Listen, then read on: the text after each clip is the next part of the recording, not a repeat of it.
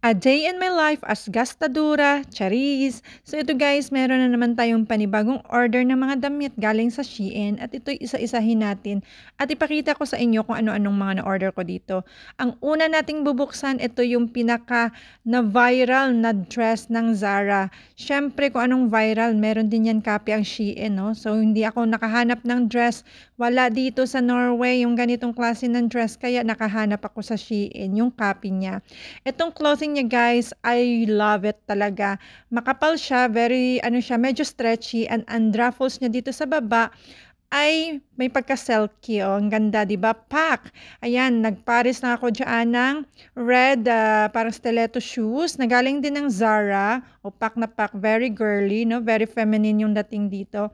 Kaya lang dito sa taas, yung banda sa kilikili ng dress, guys, is medyo maluwag po siya.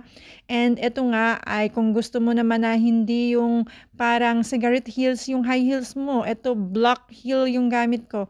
Itong shoes ay nabili ko siya sa Hugel. Hugel ba yung brand? Basta, ganun siya. And ang pangalawa nating buksan dito guys ay terno po siya. At ito po ay may pagka-ala denim. Ito makapal talaga ang tela nito. Itong gusto-gusto ko din siya. Ito is more on summer po siya. So parang waistcoat, no? Ito yung nauuso na mga damit ngayon. So meron siyang pares na pants na parang straight cut lang siya. Ayan. So ito yung fitting niya sa atin. Ito naman ay since wala nga tayong hindi tayo pinala sa dibdib, ayan, medyo maluwag dito banda sa kilikili niya. Pero ito naman po is carry lang din naman. Medyo loose type pero okay lang. Gustong-gusto ko din naman itong fitting niya kasi nga hindi siya yung fitted na fitted. It's very comfy po siya suotin. Makapal talaga yung tela nito kaya gustong-gusto ko ito. Itong bulsa naman na nasa harapan nito guys ay ano lang yan siya, pang ano lang siya 'no, yung parang style niya lang 'yan, hindi talaga 'yan siya bulsa na bulsa. Pero itong pants is may dalawa siyang pocket dito sa harapan. Ang pangatlo natin i-open dito is yung tops. Ito talaga hindi ko alam kung bakit na-obsessed ako ngayon sa kulay red.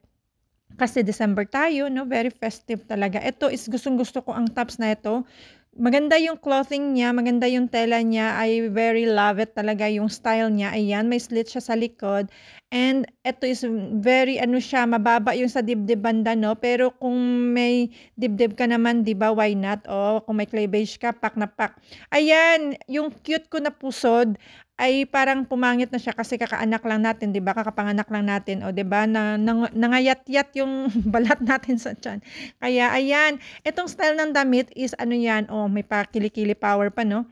Ang style ng damit na 'yun guys is kita talaga yung pusod. Kaya ayan, ang cute niya, very girly talaga yung dating. Ang pang-apat naman natin dito is another tops po siya. Ito actually may turn itong short, kaya lang is hindi ko nahanap. So, tops lang yung nabili ko dito. Ito naman is denim po siya, pero parang soft type lang naman siya na denim. Makapal siya.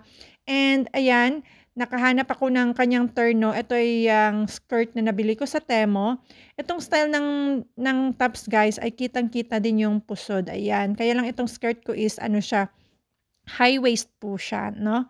Ang gulo lang tingnan dito ng outfit na ito kasi ang skirt ko nga is pahilis yung kanyang button, no?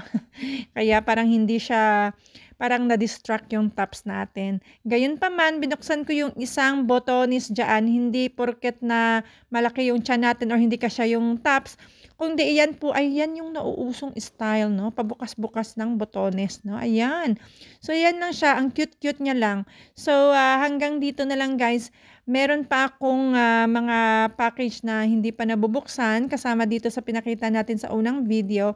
So, hanggang dito lang muna. Ang the rest ay bubuksan natin yan sa susunod.